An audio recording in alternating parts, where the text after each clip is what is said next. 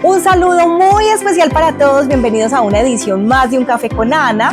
El día de hoy estoy muy contenta porque me acompaña el doctor Andrés Castaño, psicólogo clínico, especialista en familia, infancia y adolescencia.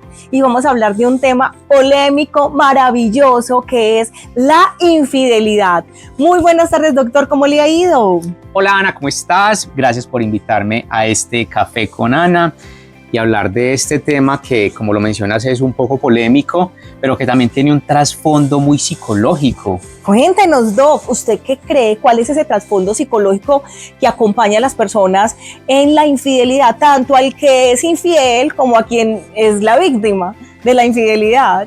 Claro que sí, Anis. Esto tiene una connotación que se traslada directamente a esos primeros años de vida, a esos primeros ciclos evolutivos del ser humano, de la persona, donde han desarrollado un vínculo o un apego con sus padres, ¿cierto? Entonces, he hablado a lo largo pues, de mis videos que nosotros los seres humanos transitamos por diferentes ciclos evolutivos, la etapa de los 0 a los 5, de los 5 a los 10, de los 10 a los 15 y así sucesivamente, y que existen 3 pilares que consolidan nuestra estructura de personalidad: pautas de apego, pautas de crianza y contexto psicosocial, ¿cierto? Entonces, a medida que nosotros vamos creciendo como niños, nos vamos vinculando de una forma muy positiva con nuestro entorno y hay diferentes estímulos que afianzan nuestra personalidad y consolidan unas emociones y unos sentimientos importantes que después van a servir en otros ciclos evolutivos más avanzados, ¿cierto? Entonces, cuando nosotros estamos muy pequeños y nos encontramos con un hogar que tiene algunas deficiencias, que hay un grupo parental, papá y mamá, de pronto conflictivo, hay unas relaciones tensas entre ese contexto familiar, relaciones tensas en ese contexto sociocultural, invalidación afectiva, invalidación emocional, pues vamos a ir creciendo con una serie de falencias emocionales que se van a ver evidenciadas en otros ciclos evolutivos más avanzados, ¿cierto? Entonces, el tema de la infidelidad no es un tema gratuito, muchas veces es un tema de reconfirmar algo, ¿cierto? Entonces es como yo, por medio del vínculo sexual, por medio de ese vínculo que yo pueda tener entre un encuentro con otra persona, puede autoafirmar mi aprobación, ¿cierto? Entonces, en ese inmenso mundo de caer en ese vicio, por decirlo de alguna forma, en el tema de la gratificación momentánea, es yo como me vinculo. Primero, químicamente, sí, porque recordemos que cuando tenemos un encuentro sexual, estimulamos diferentes neurotransmisores en nuestro cerebro, ¿sí? Dopamina, serotonina, endorfina y GABA. Claro, oxitocina al 1000. Entonces son neurotransmisores que finalmente nos van a generar una codependencia. Entonces caemos con ese círculo vicioso. Doc, yo aprovecho y hago una pregunta que se me ocurre. ¿Tú crees que la infidelidad está vinculada solo con el acto sexual? ¿O hay infidelidad de otro tipo? Si yo recibo una llamada, si yo le digo palabras bonitas, palabras de afirmación a otra persona, ¿estoy incurriendo en infidelidad o solo la infidelidad ocurre cuando hay un acto sexual de por medio? Bueno, todo acto de infidelidad es aquello que yo no tengo consensuado con la pareja o con la persona que yo estoy, ¿cierto? Entonces, yo puedo ser infiel de muchas formas, ¿cierto? Pero cuando hablamos ya de un encuentro sexual con otra persona no consensuado por mi pareja con la que yo estoy, ¿qué hay más atrás, más allá de ese encuentro sexual que yo estoy teniendo con esa persona? ¿Por qué lo hago? ¿Qué me lleva? ¿Qué me motiva? Eso es. Existen muchas explicaciones para que esto pueda pasar. Existen muchas situaciones desde el tema familiar, desde una historia de ese sujeto que lo lleven a acudir a estas prácticas. Sin embargo, mi querida Ana, esto muchas veces también se hace desde un tema del ego, para yo confirmar mi virilidad, mi masculinidad, para poderme sentir vivo, para poderme sentir deseado, ¿cierto? Y hablando de esa misma validación, de sentir que me validan, que soy sexy, que soy atractivo, ¿ocurre más la infidelidad en los hombres o en las mujeres, Andrés, desde tu experiencia y desde la clínica que desarrollas? ¿Cómo se ve más la infidelidad en los hombres y en las mujeres y por qué crees que ocurre? Bueno, según mi experiencia y lo que yo he visto en consulta, es como muy similar, ¿cierto? No es... Porque uno siempre es machismo, pues, o sea, desde el machismo uno tiende a pensar, es el hombre, y si el hombre lo hace, pues está bien, y si la mujer lo hace, pues ya no está tan bien visto. ¿Cómo ves tú ese tema con la infidelidad dependiendo del género?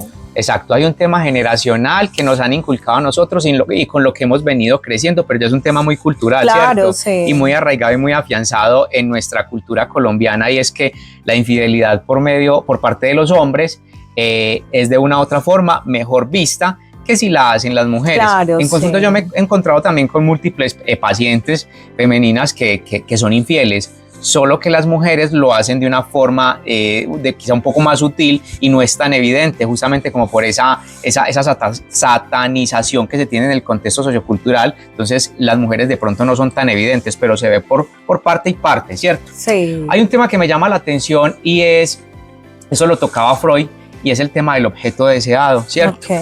Y de ese vínculo que también lo tocaba Jacques Lacan, ese vínculo que establece el niño con su cuidador, y es que cuando nosotros nacemos, que era lo que yo mencionaba ahorita, desarrollamos un vínculo muy fuerte con nuestra mamá y sobre todo con nuestra mamá, claro, ¿cierto? Sí. Pero ese vínculo pues finalmente se rompe en algún momento, porque usted ya como niño, como persona que va creciendo, usted debe de enfrentar unas demandas del entorno y unos retos propios pues como de cada persona, ¿cierto? El estudiar, el ser una persona independiente, en tomar decisiones, etc., ¿cierto? A veces este vínculo no se rompe completamente, entonces usted queda siendo una persona codependiente de su figura materna, ¿cierto? Muchas veces la mamá duerme con el niño hasta los 10 años, sí, hasta los 11, entonces no hay una ruptura sana de ese vínculo. Y eso no es bueno que pase. No es tan positivo, porque se le impide a esa persona de que pueda tomar decisiones, ¿sí?, importantes y trascendentales en su vida, porque todavía no se ha roto ese vínculo. Es un niño, es una niña sobreprotegida que finalmente está viviendo en una burbuja, y sus figuras parentales, tanto mamá como papá, están impidiendo de que ese niño o esa niña se potencialice y pueda desarrollar cosas por sí mismo. Entonces a veces los padres pecan mucho en hacer absolutamente todo por ese hijo, por esa hija, impidiéndole que ellos puedan tener equivocarse, tener la autonomía de decidir, de cometer errores. Exacto, y a veces pensamos o vemos el error como algo malo. Claro. No, nosotros no somos unas máquinas, no somos unas sillas, nosotros somos seres humanos que cometemos errores, pero lo chévere de cometer errores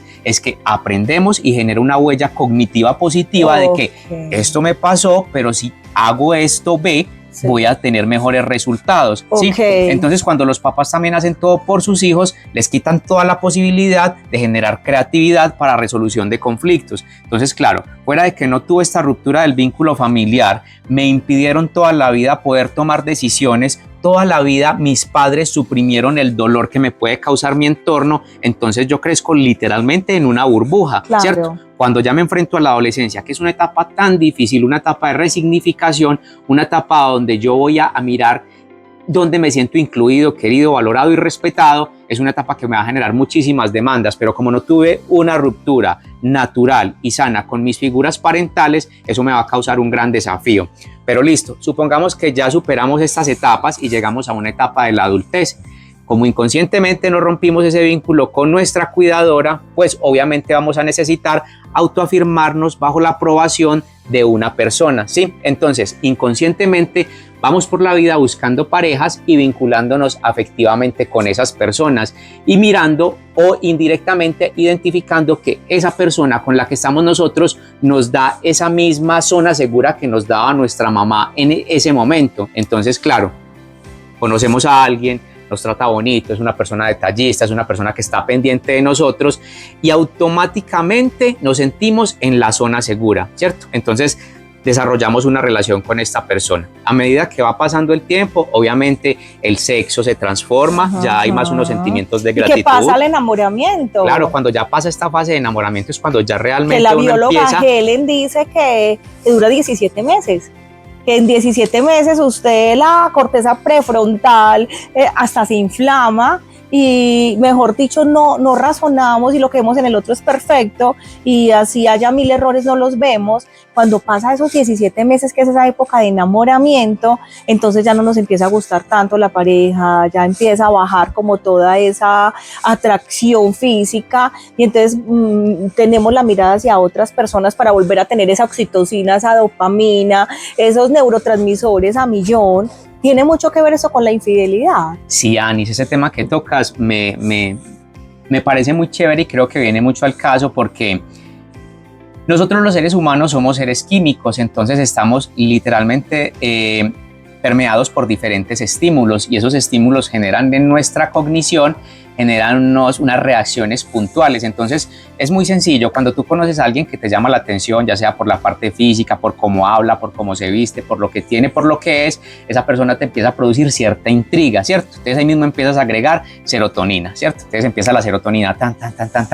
Es el neurotransmisor de la gratificación. Y cuando tú empiezas a hablar con esa persona, tú perfectamente la conoces, esa persona te invita a que te vayas caminando hasta el centro con ella, y ni siquiera vas a sentir que vas a caminar tanto, porque vas a punta de serotonina todo el tiempo. Y oxitocina también, claro, y dopamina. Yo creo que sí, se disparan todos esos neurotransmisores de la felicidad. Exactamente. Por esa atracción que hay por esa otra persona, porque se pierde con el tiempo. Entonces las personas pues claramente piensan que esta es la fase del enamoramiento y que esto va a durar toda la vida, pero es falso. Nuestro cuerpo no está preparado para poder desarrollar y estimular y producir por un periodo de tiempo mayor a ese año que se dice desde la parte química, que se produzca esa sustancia de dopamina durante un tiempo pues indeterminado, ¿no? Esto se produce máximo por un año, claro. Pero después de que el cuerpo ya deja de producir esta serotonina de forma natural, ahí es donde las personas dicen se nos acabó el amor. Porque ¿cómo hacemos para que estas relaciones de pareja sobrevivan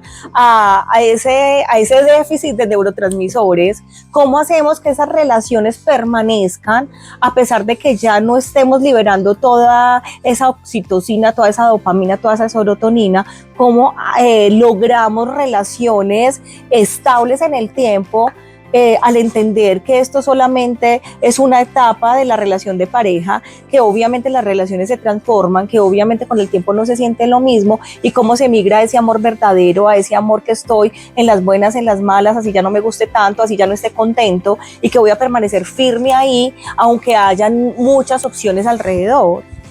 Bueno, pues principalmente debe haber un canal directo de comunicación, ¿cierto? Yo considero, y esto me lo encuentro mucho en consulta, de que siempre debemos representar nuestras discrepancias por medio de la actividad dialéctica sin transgredir esos límites del respeto. Entonces, cuando nosotros logramos tener un diálogo sano, natural, orgánico con nuestras parejas y poder decir lo que nos gusta, reconocer en él las personas lo que nos gusta, pero también reconocer lo que no es tan positivo y tan chévere, entonces eso disminuye un poquito los niveles de ansiedad, ¿cierto? Entonces cuando ya dejamos de percibir que estamos como en estado de alerta, en estado de peligro constantemente con esta persona por las actitudes, porque dejó las chanclas, porque dejó la camisa, porque dejó esto, porque dejó lo otro, que finalmente son pequeñas acciones, claro, que van sumando para nosotros sentir esa infelicidad o ese displacer. Pues cuando logramos como poder organizar estas cosas en nuestra relación, poder ser un poco más conscientes de que esto le molesta a la otra persona, pues se van forjando otras situaciones mucho más chéveres y mucho más sanas que también ayudan a esto. Lo otro es el tema de experimentar. Hay que experimentar diferentes cosas, estimular a la pareja con diferentes cosas y llegar a algunos acuerdos desde la parte sexual. Y que la rutina no llegue también a la relación, porque yo cuando hacemos charlas de parejas yo les digo, usted come arroz blanco, carne blanca, papas blancas y los hace durante 5 meses, usted ya nunca va a querer volver a ver la carne blanca. Hay que tener creatividad, hay que hacerlo distinto, yo me imagino, Andrés, que para poder lograr esas relaciones positivas, estables, que sea de un amor maduro, hay que elegir a esa pareja todos los días. Y no quiere decir que uno no sienta atracción por otras personas o que no haya alguien que me llame la atención, como tú dices, o que me genere neurotransmisores, sino es tomar la decisión de yo decir, estoy construyendo un proyecto de vida al lado de alguien y no voy a sacrificar esto por desenfocarme en otras cosas. Es como tomar la decisión de hacerlo bien.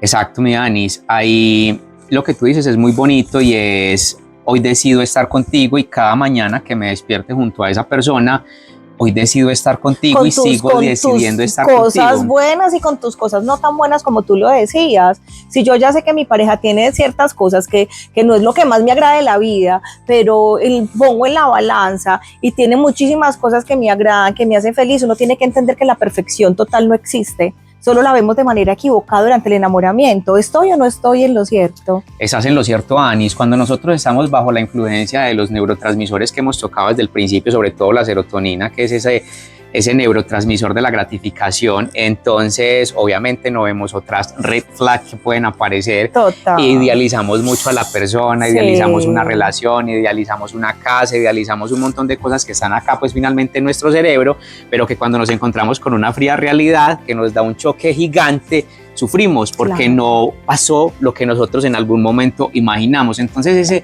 ese dejar de idealizar es una tarea muy chévere que nos va a llevar a encontrarnos con la humanidad de la otra persona, porque es que no vamos a conocer a nadie perfecto, pero ojo, el conocer a nadie perfecto no es tampoco desdibujarnos nosotros como seres humanos y permitir que otras personas pues pasen por encima de nosotros. Ese es un punto muy importante, los límites con amor, los acuerdos, la comunicación, todo eso tiene que hacer parte. Exacto, amar no es depender, ¿cierto? Entonces tú haces parte de mi mundo, pero tú no eres todo mi mundo, ¿cierto? Entonces cuando nosotros logramos... Te amo, pero no me muero si no estás. Cuando nosotros logramos comprender la individualidad de nosotros, la individualidad del otro, sus complejidades, también sus virtudes, es chévere. Entonces, hombre, como hay un complemento, como nosotros somos polos que nos atrajimos, es porque hay un complemento entre los dos. ¿Cómo podemos negociar estas otras cosas que de pronto no están siendo tan positivas en estos momentos en nuestra relación? ¿Qué podemos a partir de esto?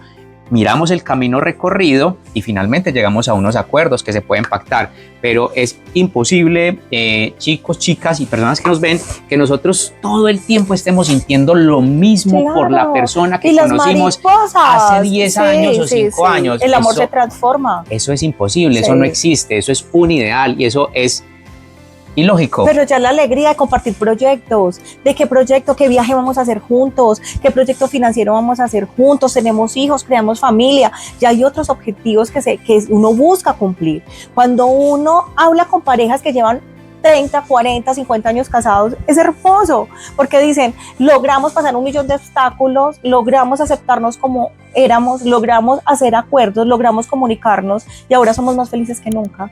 Con el tiempo las relaciones, cuando se va volviendo un amor maduro, incluso se vuelven más hermosas las relaciones. Claro, yo creo que este es el momento del verdadero enamoramiento. Este es el verdadero enamoramiento. Ese es el verdadero enamoramiento porque al principio es la idealización de una relación o de un amor basado en redes sociales, basado en los traumas de la infancia, basado en esas heridas de abandono y de rechazo. En que el romanticismo también nos hizo daño, porque de la media naranja, y Ana, estoy buscando mi media naranja, y no necesitamos que alguien nos complete. Tenemos que ser una naranja jugosa, hermosa, tangelo, súper saludable, que se acompaña de otra naranja saludable, porque el concepto es, necesito a alguien que me entienda, necesito a alguien que me ayude, necesito a alguien que me planche el rayón, y desde ahí estamos empezando mal, porque estamos creyendo que el otro va a llegar a completar lo que yo no sé completar en soledad. Claro, mi Anis, tienes razón y desde la psicología lo vemos desde 3 perspectivas.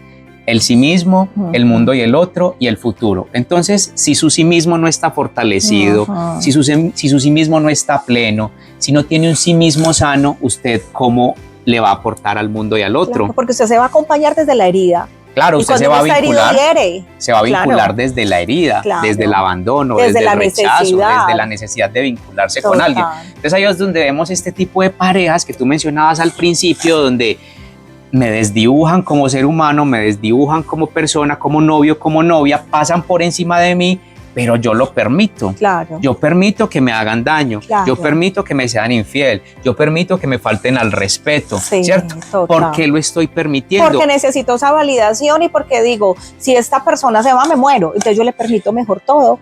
Y además también es un tema muy cultural. Las abuelitas decían, yo escuchaba decir de pronto a mi abuelita cuando alguna situación, usted tiene que ser con ese hombre hasta que la muerte lo separe, usted tiene que aguantarse todo porque es que esa es la ley de Dios. Y empezamos a llenarnos de creencias limitantes, de entender que las mujeres todo lo tenemos que aguantar o los hombres todo lo tienen que aguantar. Y qué bueno cuando nos entrenamos y aprendemos a poner límites con amor, a decir que no permitimos y acordar eso en el inicio de la relación también. Porque ni siquiera acordamos para comprar casas, para comprar carros, firmamos contratos inacabables de cláusulas inacabables y no acordamos para tener unas buenas relaciones. No le decimos al otro lo que nos molesta, no le decimos al otro lo que no es negociable para nosotros, lo que no vamos a permitir, para que tengamos claro cómo desempeñarnos dentro de esa relación de pareja. Ahí pasa algo que yo mencionaba en un programa y es la gratificación y cómo cuando yo ya cumplo con esos estándares que me impone la sociedad, ¿cierto? Porque todo en esta sociedad es un check. Ya estudiaste, ya tienes un buen empleo, ya tienes casa, ya tienes carro, ya tienes un matrimonio, ya tienes una relación, ya tienes unos hijos. Feliz. Entonces, claro, empezamos a chequear y chequear todas estas cosas que nos impone la sociedad. Entonces, ¿realmente sí estamos siendo felices con esto que nosotros estamos haciendo o solamente estamos cumpliendo por una imposición o por algo cultural que nos dice la sociedad, ¿cierto? Entonces, muchas veces también las relaciones entran en un estado de congelamiento, ¿cierto? Porque ya tanto el novio como la novia cumplieron con lo que les debía imponer la sociedad, entonces llegaron a una estandarización. Listo, ya tengo todo esto, entonces ya, ¿qué más sigue de acá? Ya. Sí. Increíble, tienes toda la razón. Andrew, yo quisiera preguntarte, desde tu experiencia, ¿qué consejo le darías tú, primero, a las personas que no pueden dejar de ser infieles? Ana, ¿qué hago? Pero es que no puedo. Ana, es que muy linda mi esposa, pero es que está muy querida mi secretaria. Pues estoy diciendo cualquier cosa, de casos de la vida real.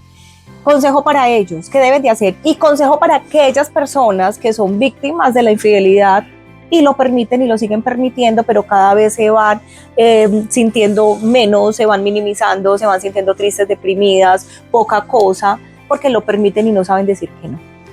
Bueno, acá la recomendación o la invitación para las personas que tienen este hábito, que tienen esta práctica de vincularse sexualmente con otras personas, ¿sí? Así tengan sus parejas, es primero ir a terapia, ¿cierto? Porque en terapia uno identifica cuál es la necesidad imperiosa, y la raíz de la situación. De yo querer vincularme sexualmente con otra persona, porque si tengo una persona que me llena en estos momentos, en unos aspectos, pero no me llena la parte sexual, ¿cierto? Entonces, primero que todo eso, en consultas identifican patrones de ideas irracionales, distorsiones cognitivas, las heridas de rechazo, las heridas de abandono. Entonces, apenas se identifican ese tipo de situaciones, se empiezan a crear pensamientos alternativos que debatan esas ideas que debe tener la persona en esos momentos para acudir a la práctica, ¿cierto? Igual forma con las personas que permiten una infidelidad dentro de su relación, ¿sí? Identificar qué pasó en mi niñez, que yo me tengo que aguantar que las personas me estén desdibujando, estar con una persona quizás maltratadora, que me minimiza, que de pronto está invalidando mis emociones, pero que yo finalmente decido estar con esa persona, ya sea por situaciones culturales que me han inculcado o falencias a nivel de mi crianza, de mi estructura de personalidad que no se consolidó en su momento y que tengo que aguantar porque esto es lo que a mí me tocó, ¿cierto? Entonces hay que empezar a identificar todas esas cosas, pero definitivamente esto sí se ve en terapia. Y ya algo como más dentro de la, ¿cómo le puedo decir? Dentro de la prontitud que se pueda tener antes de ir a terapia es como la cotidianidad. Es dialogar, es dialogar, comunicación. Es dialogar, comunicarme con mi pareja, decir de pronto qué está pasando. Obviamente pues esto es un proceso un poco difícil porque esto cuesta, a veces mirar a la otra persona a los ojos y decirle desde el fondo de mi corazón, no me siento bien por esto, esto cuesta porque la confrontación a nosotros los seres humanos históricamente nos cuesta, nos genera angustia, la conversación incómoda, claro, nos genera angustia, perturbación, suben los niveles de cortisol, esto hiperestimula mi sistema nervioso central, esto me genera ansiedad, entonces yo no quiero pasar por algo que a mí me cause dolencia. Pero si queremos evolucionar, hay que pagar el precio. Y si queremos evolucionar, hay que hacer la tarea, hay que tener la conversación incómoda, hay que hacer lo que tenemos que hacer para realmente evolucionar y mejorar. Así es, Ani. La buena noticia que nos trae el doctor es que tanto si eres infiel y no puedes controlarlo, como si eres víctima de esa infidelidad, ambas cosas pueden solucionarse. ¿Cierto, doctor? Así es, Anis. Todo se soluciona en terapia y todo se soluciona a través del diálogo, pero tiene que haber algo fundamental y es querer cambiar. Esa es la primera condición. Yo creo que la única condición, ya lo demás se va haciendo en el camino. Querer cambiar y reconocer. Y reconocer, porque cuando ya uno lo hace consciente, ya sabe que es algo que tiene que solucionar, ya tiene mucho trabajo adelantado. Como un 85% de la terapia ganada. Así es. Doctor, muchísimas gracias por acompañarnos con este tema tan polémico, pero tan importante, que hace que los hogares, que las familias muchas veces se destruyan, y que es necesario empezar a construir esos vínculos sanos para nuestros hijos, para nuestras familias, y que puede partir mucho de ese punto tan importante. Gracias por acompañarnos y qué bueno si nos comparte sus redes sociales o dónde ubicar al doctor Andrés Castaño. Bueno, Anis, principalmente muchas gracias a ti por invitarme a tu podcast. Es un tema maravilloso, es un tema realmente de mucha tela que cortar y de muchas cosas, ¿cierto? Entonces, el tocar estos temas dentro de tu programa me parece muy chévere porque pues obviamente las personas se van a dar cuenta de que detrás de este fenómeno hay unas condiciones importantes que se van estructurando de las cuales no somos conscientes. Listo. ¿Y dónde me pueden encontrar? A través de TikTok, Instagram, YouTube y tengo un canal también en Spotify.